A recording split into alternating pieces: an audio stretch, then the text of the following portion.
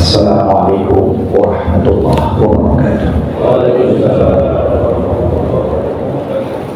Allahu Akbar, Allahu Akbar, Allahu Akbar, Allahu Akbar, Allahu Akbar, Allahu Akbar, Allahu Akbar, Allahu Akbar, Allahu Akbar, Allahu Akbar kabira, walhamdulillahi katsira, wa subhanallahi bukratan wa asila.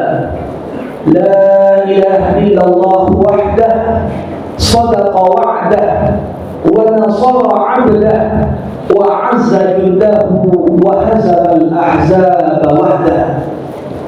Alhamdulillahilladzi bi ni'matihi tatimmu shalihat, wa bi fadlihi tatanazzalu al-khairat wal barakat, wa bi tawfiqihi tatahaqqaqu al-maqasid wal ghayat.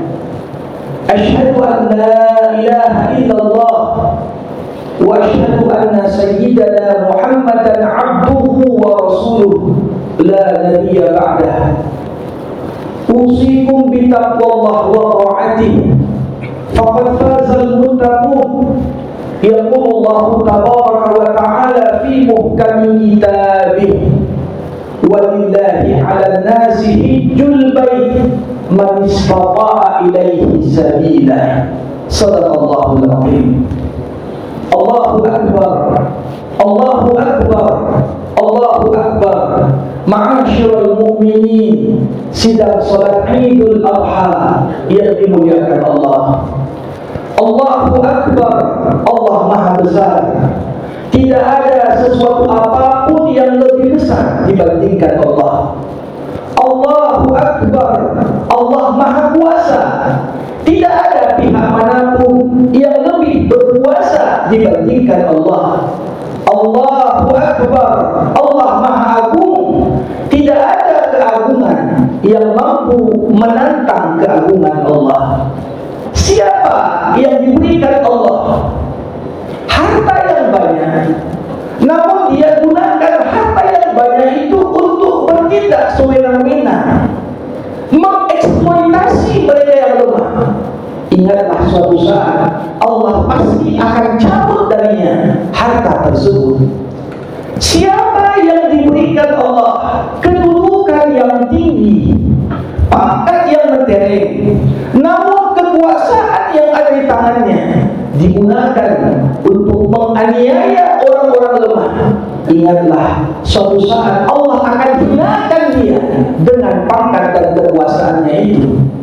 Siapa yang Allah anugerahkan ilmu yang tinggi, namun dengan ilmunya itu justru dia melacurkan ilmunya, justru dia tidak bertanggung jawab dengan ilmu yang Allah titipkan kepadanya, ingatlah suatu saat nanti Allah akan hinakan dia dengan ilmu itu.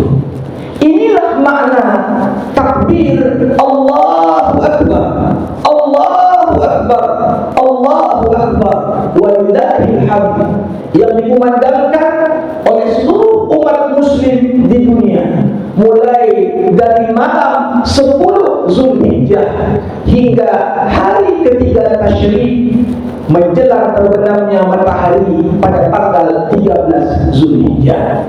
Ma'asyiral mu'minin, inilah semboyan dan slogan yang diucapkan oleh setiap mukmin yang berkualitas takwa.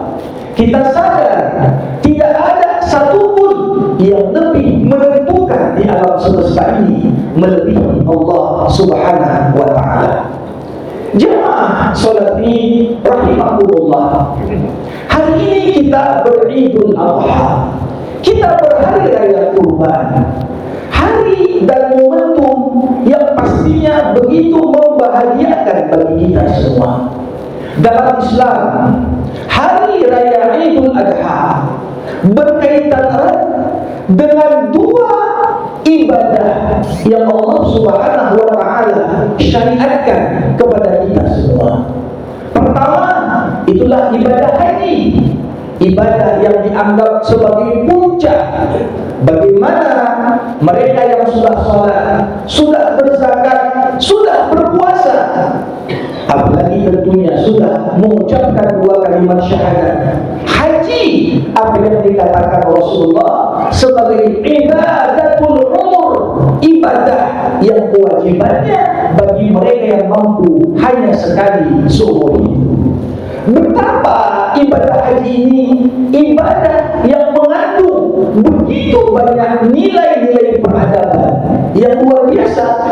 Ketika kita semua mampu memetik dan mengimplementasikan nilai-nilai peradaban dalam ibadah haji ini, pastinya kita akan mampu melakukan lompatan-lompatan peradaban besar dalam kehidupan kita. Ma'asyiral mukminin, bagaimana dalam haji kita diajarkan nilai ketaatan, nilai kepatuhan, satu nilai yang mulai luntur di masa sekarang.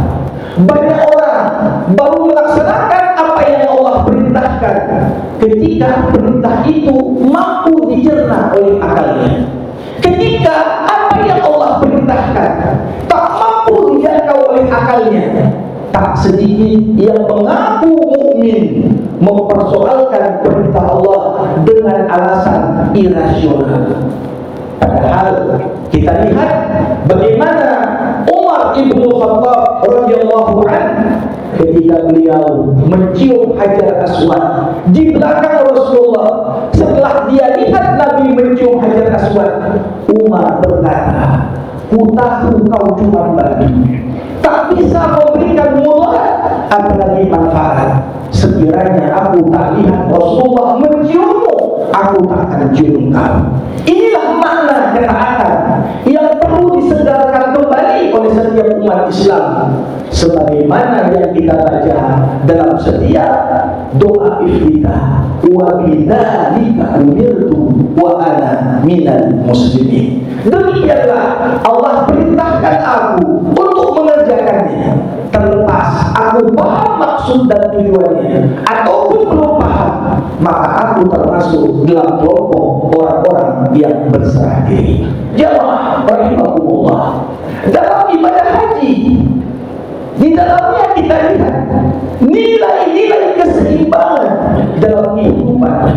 Bagaimana mereka yang menjadi para dhufur rahman bukan hanya dituntut menjadi pribadi yang mampu menyiapkan bekal untuk diri mereka, tapi juga menyiapkan bekal yang ditinggalkan bagi keluarga yang ditinggalkan. Ini makna yang cukup dalam. Di saat begitu banyak manusia saat ini hidup dalam ketimpangan, kalau sudah terlalu memikirkan dunia, akhirnya lupa akhirat. Ketika dia mengejar akhirat, dia lupa juga bagiannya terhadap dunia. Bagaimana Allah ingatkan di dalam Al-Quran, wa tazawwadu fa inna khairaz zadi taqwa. Berbekallah, jangan berangkat haji untuk minta-minta sedekah di sana, sebagaimana yang dilakukan jamaah haji asal Yaman di zaman Rasulullah. Ketika Nabi tanya, kenapa kalian minta sedekah di jalan? Kami bertawakal kepada Allah. Turunlah ayat, wa tazawwadu, siapkanlah bekal. Karena mempersiapkan bekal untuk perjalanan bagian dari ketakwaan, dan mempersiapkan bekal ketakwaan untuk perjalanan akhir menuju akhirat adalah sebaik-baiknya bekal. Ma'asyiral mukminin, bagaimana dalam ibadah haji tercermin nilai-nilai persatuan, persaudaraan, dan kesamaan derajat. Jamaah haji yang jumlahnya jutaan datang dari berbagai pelosok dunia, warna kulit yang berbeda, bahasa yang berbeda, namun slogan mereka semuanya sama: labbaik Allahumma labbaik, labbaik la syarika laka labbaik, innal hamda wan ni'mata laka wal mulk la syarika. Kami datang ya Allah untuk memenuhi panggilanmu, kami datang ya Allah untuk memenuhi panggilanmu, tidak ada sembunyi bagimu, ya Allah, Tuhan yang kami sembah. Jamaah rahimahullah. Karenanya makna ini perlu diresapi dan direnungkan.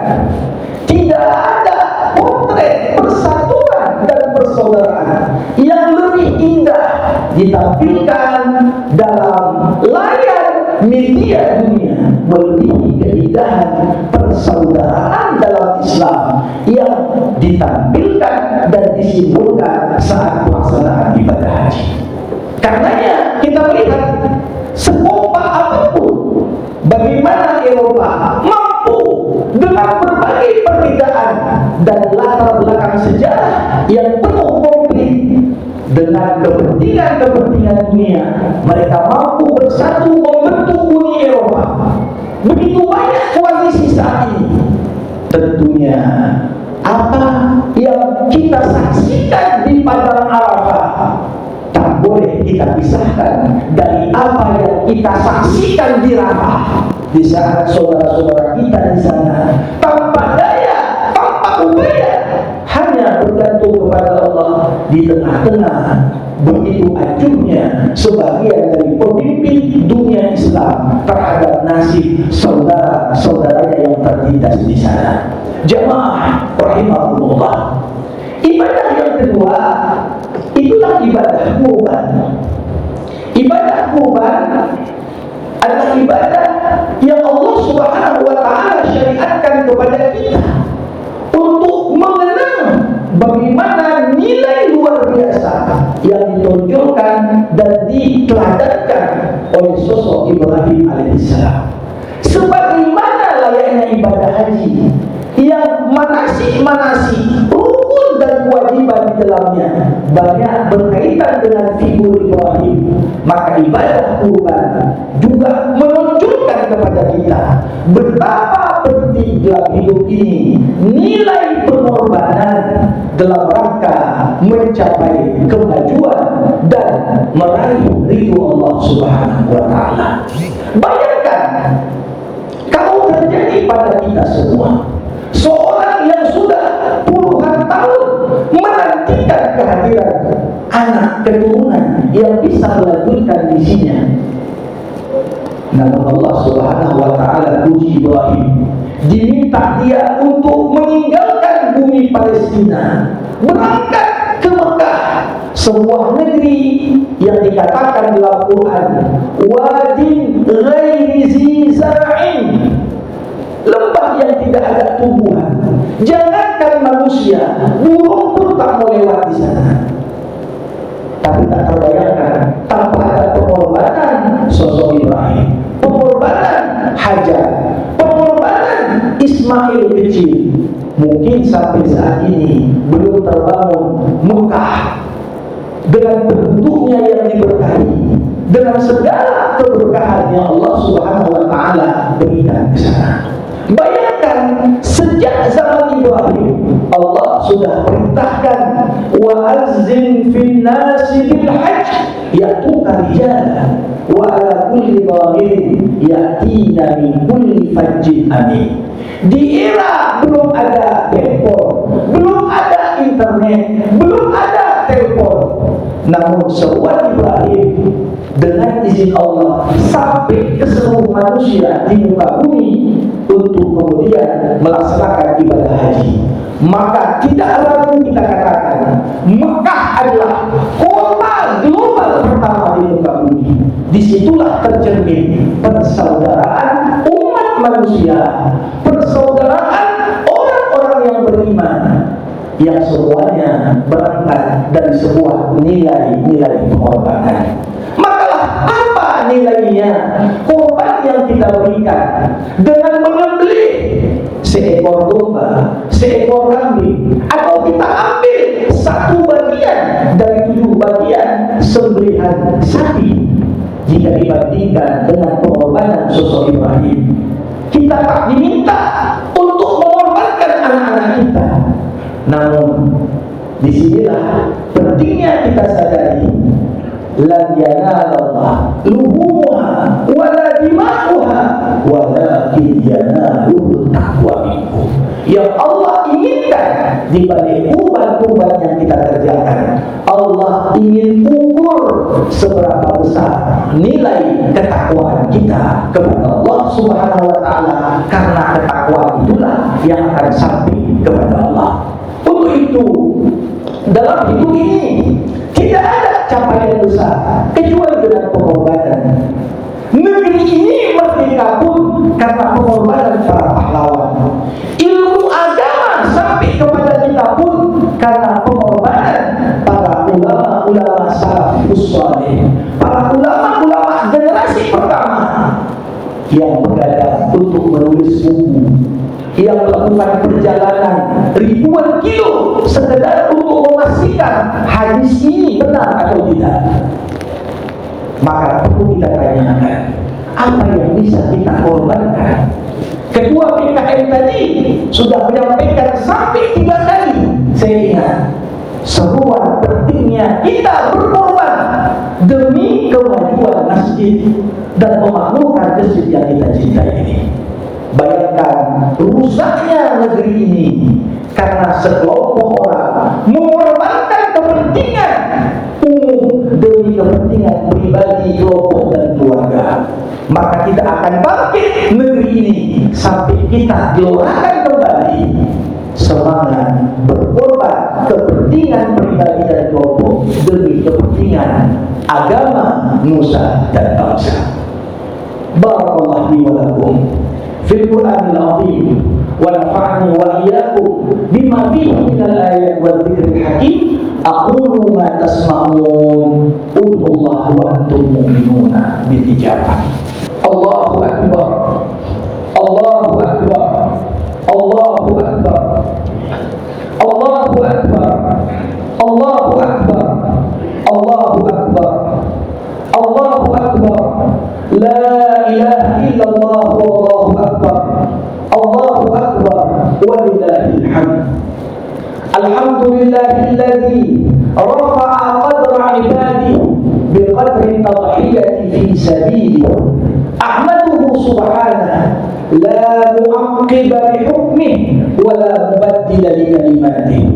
Asyhadu an la ilaha illallah wahdahu la syarika lah wa asyhadu anna sayyidana Muhammadan 'abduhu wa rasuluhu la nabiyya ba'da. Ibadallah, ittaqullah wa'lamu anna Allah subhanahu wa ta'ala qala fi kitabihil karim, inna a'tainakal kautsar fasalli li rabbika wanhar, inna syani'aka huwal abtar. Allahu akbar, Allahu akbar, Allahu akbar. Ma'asyiral mu'minin, sidang salat Idul Adha rahimakumullah. Sekitar 1435 tahun yang lalu, tatkala Rasulullah Muhammad sallallahu alaihi wasallam memimpin umat Islam dalam perhelatan haji yang paling besar di masa hidup Nabi. Itulah yang disebut dengan Hajjatul Wada, haji perpisahan.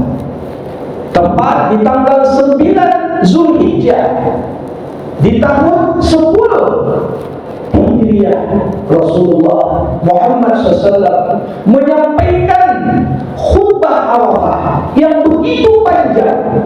Di dalamnya ada beberapa poin-poin penting yang perlu kita segarkan kembali memori kita terhadapnya, karena sangat relevan dengan berbagai problematika yang kita hadapi di masa kini. Yang pertama, Rasulullah Muhammad SAW mengingatkan kepada kita, taraktu fikum amrayn ma in tamassaktum bihima lan tadillu abada, kitabullah wa sunnati. Kutinggalkan untuk kalian 2 urusan. Kalau kalian berpegang teguh kepada keduanya, insyaallah kalian tidak akan sesat selamanya. Itulah pegangan kita Al-Quran, pegangan kita hadis Rasulullah, tentunya dengan pemahaman sebagaimana yang diajarkan ulama salafus saleh, bukan berdasarkan pengalaman dan pemahaman zaman sekarang. Ketika kita coba untuk memahami teks Al-Quran, teks hadis Nabi, memisahkan dari pemahaman generasi terbaik Islam, generasi sahabat, generasi tabi'in, generasi tabi'in, maka tentunya Quran walaupun terpelihara nasnya, tapi tetap ada peluang untuk terjadi distorsi dan penyimpangan dalam penafsiran dan pemahamannya. Yang kedua, Rasulullah Muhammad SAW mengingatkan kepada kita, ala inna kulla riba mawdu'ah wa awwal riba adahu riba amiyal Abbas. Ketahuilah mulai hari ini, kata Rasul, semua riba yang menjadi bagian dari transaksi orang Arab jahiliyah hari ini dihapus, dan riba pertama yang kuhapus adalah riba pamanku sendiri Al-Abbas. Bagaimana umat Islam Allah anugerahkan posisi yang begitu strategis di tengah-tengah percaturan geopolitik dunia, di mana ada wilayah Islam, di situ kaya akan bahan tambang, di situ kaya akan sumber daya alam. Tapi karena ribalah, karena sistem ribawilah, justru kita melihat mayoritas umat Islam mendominasi masyarakat yang miskin dan hidup di bawah garis kemiskinan. Tentunya ini PR. Rasulullah ingatkan momen Idul Adha, momen menguatkan solidaritas kita yang disimbolkan dengan berbagi daging kurban. Jamaah rahimahullah, yang ketiga, Rasulullah ingatkan kepada kita bahwasanya Nabi memberikan wasiat khusus kepada para suami. Ya ma'syarul rijal, kata Rasulullah, istausu bin nisa'i khaira, jagalah baik-baik perempuan dan istri kalian. Secara khusus Nabi mengingatkan pada suami menjaga istri. Kenapa? Karena rusaknya umat ini dengan cara merusak kaum wanitanya. Ketika seorang wanita mau jadi seorang ibu, muncul tren-tren zaman sekarang. Ada orang nikah niat child free, tak mau punya anak, dengan alasan biar tidak capek. Kalau kita ikut tren barat dan timur, kita tinggalkan identitas kita, kita lupa tanggung jawab kita. Padahal Rasulullah mengatakan, inna husna taba'ulil mar'ah zawjaha ta'dilul jihad fi sabilillah. Sesungguhnya bagaimana pengertian seorang istri, dia layani suaminya, dia didik anaknya dengan sebaik-baiknya, sama nilainya dengan nilai berjihad di jalan Allah. Untuk itu, momen Idul Adha, momen kita menghayati kembali fungsi keluarga lewat keluarga Ibrahim. Sudahkah kita membayangkan anak kita seperti Ismail alaihissalam yang mengatakan kepada ayahnya, ya abati if'al ma tu'mar, wahai ayahanda, walaupun perintah Tuhan, laksanakan apa yang Allah perintahkan untukmu. Sudahkah kita pastikan kalau kita tak ada nanti anak-anak kita tetap menjadi seorang muslim? Ini PR berat yang perlu untuk kita hayati bersama, karena tanggung jawab pemimpin keluarga bukan hanya memberikan nafkah dan kasih makan, tapi pekerjaan terberat ku anfusakum wa ahlikum nar. Pastikan dirimu, keluargamu, anak-anakmu, istrimu jangan sampai mereka masuk ke dalam api neraka. Inilah makna-makna yang cukup dalam di antara apa yang diwasiatkan Rasul kepada kita. Kita berharap semoga kita semua jadikan momentum Idul Adha ini sebagai momentum belajar ketaatan, belajar persaudaraan, belajar pengorbanan demi membangun umat Islam yang lebih kuat di masa yang akan datang. Marilah sama-sama kita akhiri dengan membacakan doa. Allahumma ighfir lil muslimin wal muslimat wal mu'minin wal mu'minat al ahya'i minhum wal innaka sami'un qaribun mujibud da'wat. Amin ya Allah ya qadiyal hajat. Allahumma a'izz al-islam wal muslimin wa adil asy-syirka wal musyrikin wa ansur man nasara ad-din wa khzul man khazala al-muslimin. Allahumma 'alaika bi'a'da'i al-islam fa innahum la yu'jizunak. Allahumma ansur ikhwanana al-mujahidin fi Filistin wa fi kulli makan birahmatika ya arhamar rahimin. Allahumma adkhilna mudkhala sidqin wa akhrijna mukhraja sidqin waj'al lana min ladunka sultanan nasira. Rabbana atina fid dunya hasanah wa fil akhirati hasanah wa qina adzabannar. Wa sallallahu ala sayyidina Muhammad wa ala alihi wa sahbihi ajma'in. Walhamdulillahi rabbil alamin. Wassalamu alaikum warahmatullahi wabarakatuh.